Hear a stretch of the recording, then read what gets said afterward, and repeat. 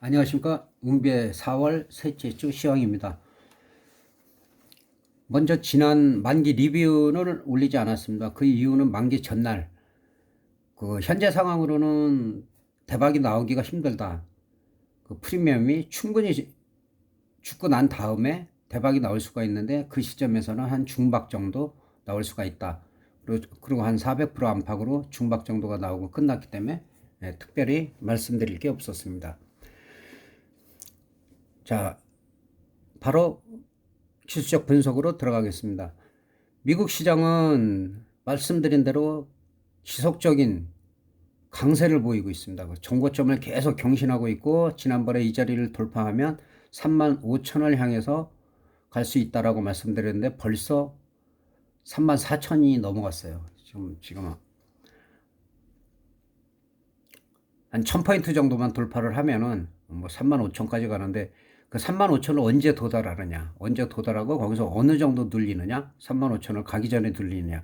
눌리더라도 워낙 많이 올라갔기 때문에 33,500이나 33,000선에서 강한 지지가 예상되기 때문에 글로벌 시장에 특별한 악재가 있냐 없냐 그 차이고, 현재로서는 일단은 양적 완화에 대한 그런 부분 때문에 강세를 보이고 있고, 코로나의 변이 확산이라든가 이런 부분은 악재로 반영이 되지 않고 있습니다. 그러나 글로벌 시장에 조금 우려가 될 수 있는 거는 대만과 중국의 그 국제적 가능성, 그리고 미얀마, 옛날 버마죠. 미얀마의 민주항쟁인데 현재 한 700명 이상이 사망을 했어요. 근데 유엔이 개입을 지금 못하고 있죠. 러시아하고 중국이 반대로 해갖고 개입을 현재는 못하고 있습니다. 그래서 그런 부분이 어떻게 확산이 되느냐, 그런 부분을 염두에 두시고, 특별한 또 악재가 있나 없나. 악재라는 거는 예상하지 못할 때 갑자기 나올 때 옵션 하시는 분들은 풋옵션에서 시세가 크게 나는 거고, 예상하는 악재가 나오면은 크게 시세가 나지 않습니다. 그래서 그런 부분도 참고를 하시면 될 것 같습니다. 우리 시장은 다시 한번 복귀를 하면은 제가 이 사선을 쳤을 때, 이 사선을 돌파해서 3067 위로 가야, 위에서 안착이 돼야 그 다음에 3140, 3180을 갈 수가 있고, 그래서 이 부분에서 밀리더라도 이 정도를 돌파했을 때는 이 부분이 상당히 두텁기 때문에 여기를 돌파했을 때는 눌리더라도 한 3140선에서 좀 견저하다고 볼 수가 있기 때문에 지금 자리에서는 윗꼬리가 살짝 달리기는 했지만 크게 나쁘지가 않아요. 근데 다음 주 초반 정도는 현재로서 항상 변수가 있기 때문에 지금 상황으로 말씀을 드릴 수밖에 없습니다. 그래서 지금 상황에서는 특별한 우리나라의 호재가 없는 한 급등보다는 약간의 횡보 조정을 거친 다음에 추가로 가는 것이 이 정고점 3266을 갖다가 돌파를 할 수가 있어요. 부근까지 일단 가고, 그리고 3266에서 정고점을 우리가 돌파를 하면 일단은 3300, 그 다음부터는 200포인트씩이라고 그랬죠. 3500, 3700 이렇게 갈 수도 있는데, 그거는 이제 아직까지도 시장이라는 거는 언제 악재가 나올지, 환율도 있고 여러 가지 유가도 있고 여러 가지 변수가 많이 있기 때문에, 그리고 현재 북한에서는 또 독자 노선을 가겠다라고 하기 때문에 그런 부분, 지정학적 리스크가 우리나라에 미치는 영향이 어떤지, 그리고 바이든이 취임 후에는 북한에 대해서 특별히 언급을 하지 않고 있기 때문에 장거리 미사일은 발사하지 않았지만은 앞으로의 그런 흐름, 그래서 여러 가지 그 변수, 또 우리 시장은 5월 3일 날 재개되는 공매도. 근데 만약에 공매도 때문에 우리 시장이 글로벌 시장과 디커플링 된다면 오히려 이따 설명드릴 종목들은 매수의 기회다. 그렇게 보시면 될 것 같습니다. 선물 차트도 비슷합니다. 대각선에서 한 410을 돌파하면 416짜리, 여기는 그냥 416하고 430 말씀드렸고, 코스피하고 비슷하게 돌파하고 횡보. 항상 돌파 후에 이렇게 횡보를 할 텐데, 이 횡보가 좀 더 길어도 상관이 없어요. 조금 더 길거나 하면은 이 정도에서 올라간 만큼 추가로 올라갈 수가 있다. 그렇게 볼 때 여기서 올라간 만큼 다시 올라간다면 정고점 한 447 정도. 이 자리를 5월 만기 전까지 가느냐 아니면은 횡보를 하다가 만기 부근에서 여기를 돌파를 하냐가 상당히 중요합니다. 그래서 만기 전에 만약에 갔다가 밀리면서 또 어떤 악재가 나오면은 또 풋옵션에서 또 시세가 크게 날 수가 있기 때문에 그런 부분 참고해 두시고, 옵션 하신 분들이 조금씩 늘고 있으니까는 현재는 431 정도에서 유지가 되고 있기 때문에 한 7점대로 보면 될 것 같네요. 7점대로 보면은 뭐 비싸죠. 아직은 비싸고 프리미엄을 계속 감소시키는 시기다. 콜옵션은 현재로서는 이번 달 들어서는 풋옵션보다는 콜옵션이 조금 더 강하기는 한데, 지금 0.01은 그냥 휴지입니다. 휴지. 0.01이 지금 풋옵션은 현재 3개 나왔고, 콜옵션은 아직 나오질 않았어요. 그렇게 볼 때 지금 등 가격에서 어차피 상당 부분은 거의 다 휴지로 바뀌기 때문에 옵션 하신 분들은 싼 거를 좋아하지 마라. 가상화폐를 하든 주식을 하든 전부 싼 것만 찾으시는 분들, 쉽게 상장 폐지되거나 그러는 부분들이 많이 있기 때문에 조심하시고, 옵션 같은 경우는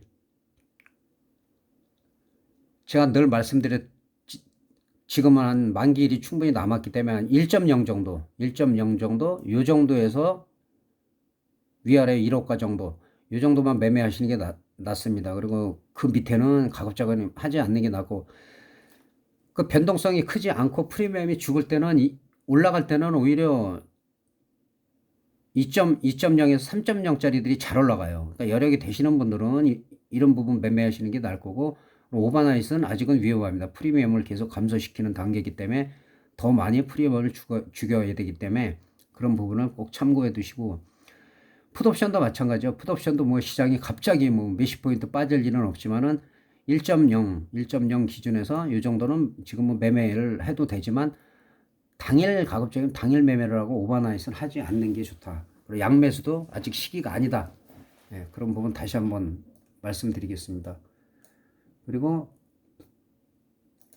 가상화폐 하시는 분들이 요새 많은데, 뭐 유명한 뭐 BJ도 뭐 13억을 날렸다 뭐 그러는데, 뭐 자세히는 모르겠습니다. 근데 가상화폐도 버시는 분보다는 손실 보는 분들이 훨씬 더 많기 때문에 뭐 너무 큰 금액을 갖다 하지 마시고, 뭐 개인들은 한 돈 100만 원 정도 갖고 조금씩 가서 원금 찾으신 다음에 그 다음부터 수익 늘어나면 맘대로 하시더라도 그렇게 하시는 게 낫고, 뭐 거기다가 몇 천만 원씩, 우리나라 같은 경우는 뭐 완전한 합법이 아니기 때문에 그런 부분은 부분적으로 좀 주의를 할 필요가 있다고 보여집니다. 그리고 끝으로 주식 몇 종목 살펴보고 끝내도록 하겠습니다. 자, GS건설 같은 경우도 제가 저점에서 잘 얘기를 했고 계속 올라갔죠. 이런 거 올라갈 때마다 눌림목마다 매수다. 그리고 이 부분에서 좀 많이 밀리긴 했는데 39,000원 정도 돌파하면은 또 추가 상승 여력이 있다는데 전고점을 돌파했어요. 전고점을 살짝 돌파했다가 눌리는 거기 때문에 한 4만 원선까지만 이탈을 안 하고 여기 라인 친 자리에 39,000원 정도가 이탈을 안 한다면 추가 상승 여력이 있다. GS건설 같은 경우는 이 하단에도 한 36,000선에서 좀 강한 지지가 있기 때문에 눌림목마다 매수하는 것이 낫고, 그리고 뭐 저점에서 수익 나신 분들은 원금 이상 찾으신 다음에 꾸준히 가져가셔도 괜찮다. 대신증권도 마찬가지죠. 대신증권도 한 12,000원대부터 말씀드려서 뭐 한 4,5천원 정도 올라갔어요. 4,5천원 정도 30% 이상 올라갔는데 지금 흐름도 그닥 나쁘지는 않다. 삼성전자는 우리나라 대표주라 말씀드리는 거고, 이 부분에서 괜찮다, 나쁘지 않다라고 말씀드렸고, 이거는 살짝 눌림목이기 때문에 어차피 우리 시장이 전고점을 돌파해 갖고 3,400, 3,500을 간다라면 삼성전자 같은 게 9만 원을 뚫어줘야 되니까 9만 원 이상을 뚫어줘야지 같이 갈 수 있기 때문에 우량주는 우량주이고 대표주이기 때문에 꾸준히 말씀드립니다.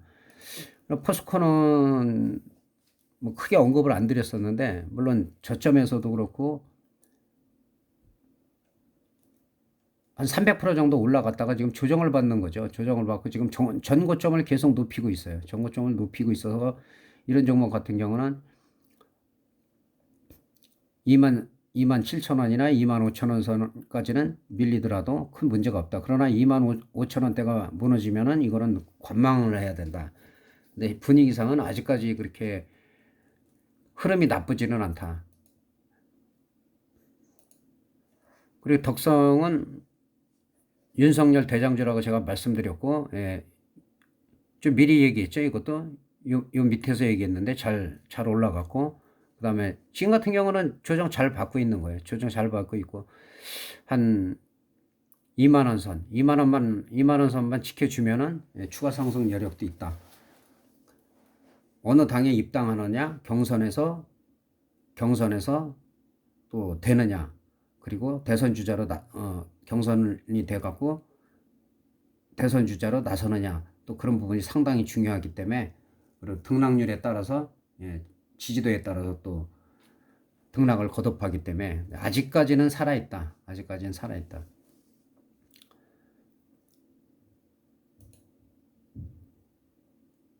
그리고 마지막으로 카카오 말씀드립니다. 카카오를 왜 말씀을 드리냐면 카카오는 작년에 우량주를 제가 말씀드린 종목에서 가장 18만 원대에서부터 40만 원, 50만 원 갈 수 있다라고 꾸준하게 주장을 했고 실제로 55만 원에서 액면 분할을 했습니다. 5분의 1로 액면 분할을 했죠. 그래서 55만 원에서 11만 원대로 떨어지고 나흘간 거래 정지하다가 다시 들어오자마자 뭐 급상승을 했다. 지금 윗골이 달고 있는데 이런 종목은 나쁘지 않아요. 그러니까 만에 하나 이런 종목이 뭐 10만 원, 10만 5천 원 이 자리가 지금 상태에서는 좀 중요한 자리고 10만 5천 원짜리나 여기까지는 내려오기가 힘든데 한 8만 원대까지 만약에 내려왔다 그러면 이런 종목은 담아서 가야 되겠죠. 그리고 아주 장기적으로 볼 때는 액면 분할을 예를 들어서 55만 원에 해갖고 뭐 10분의 1도 아니고 5분의 1을 할 정도면은 이게 빨리 가면은 이게 수년 내에도 그 가격에 도달할 수도 있어요. 이런 종목들은. 그리고 액면 분할은 지금 적정한 시기에 잘한 것 같아요. 그리고 시총 지금 5위에서 6위를 왔다 갔다 하고 있습니다. 삼성전자 그 우선주만 제외한다면은 지금 시총 5위가 되고 우선주를 포함한다면은 6위가 되는 상황이고 주식수가 8,870만 주에서 지금 4억 3,500만 주 정도, 그 정도로 5배 늘어난 상황이기 때문에 오히려 개인들은 비싸갖고 못 들어가던 종목을 비싸도 한 주, 두 주를 하는 것이 싼 종목만 찾는 것보다는 낫다라고 제가 말씀을 드렸는데 오히려 개인들도 매매할 수 있는 그런 종목. 그러니까 10만 원 만약에 초반까지 밀린다. 그러면은 매수를 하되 항상 분할 매수. 시장이라는 건 몰라요. 이 종목이 나빠서가 아니라 시장이 나쁘면 전체적으로 하락을 할 때 그때는 매수의 기회다. 그래서 5월 3일 날 공매도가 어떻게 될지 모르겠지만 4월 말에서 5월 첫째 주 정도까지 공매도에 영향이 없으면 만약에 그것 때문에 조정을 받는다라고 하면 오히려 매수의 기회를 삼으면은 좋을 것 같습니다. 이상으로 셋째 주 영상을 마치겠습니다. 감사합니다.